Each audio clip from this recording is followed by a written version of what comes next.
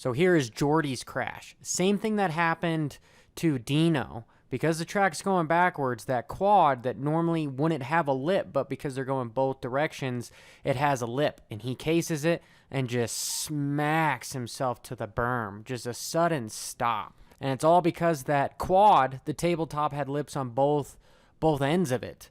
And it's a taller lip than the next double out. So when they case that, the bike's all set up wrong, and front wheel hits the next lip and then just rebounds the guys off. Luckily, Jordi was able to get up from this, and he just posted on his Instagram that he's already riding Supercross again. So he's not injured. He's probably sore, but at least he's not broken like Dino is. Dino's fractured hip, dislocated hip. Here's his crash. The last time I saw something this dangerous on a track was 2010 St. Louis, where they had that like triple in where Villopoto ended up breaking his femur. Crash! Oh, and that was that triple jump that Chad Reed was talking about was so dangerous, and that it was very difficult.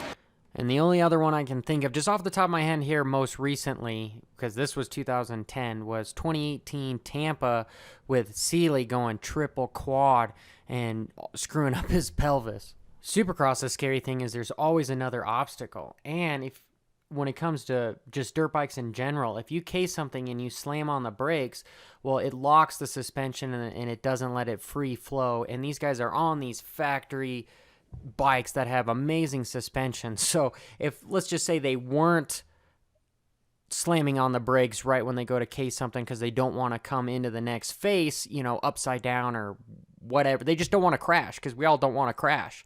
So they just let the bike free flow, but still, because of how big these lips are and the next obstacle, it's a setup for a disaster. And my question to you guys, the viewers, do you think that motorcycle racing in general is progressing at a more dangerous increase than in decades past, where it was the Carmichael era, the Jeremy McGrath era?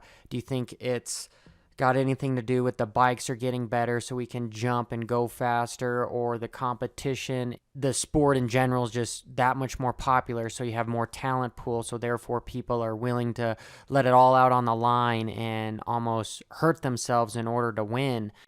Or does it have something to do with the tracks and maybe even the four strokes? Because we've got so much more torque, they create more ruts, so you have more lips, you have more obstacles that it makes because it makes it more technical. You have little holes on the tops of the lips that kick you sideways, where in two strokes you didn't have that much bottom end torque, therefore the tracks didn't get as rutted and choppy.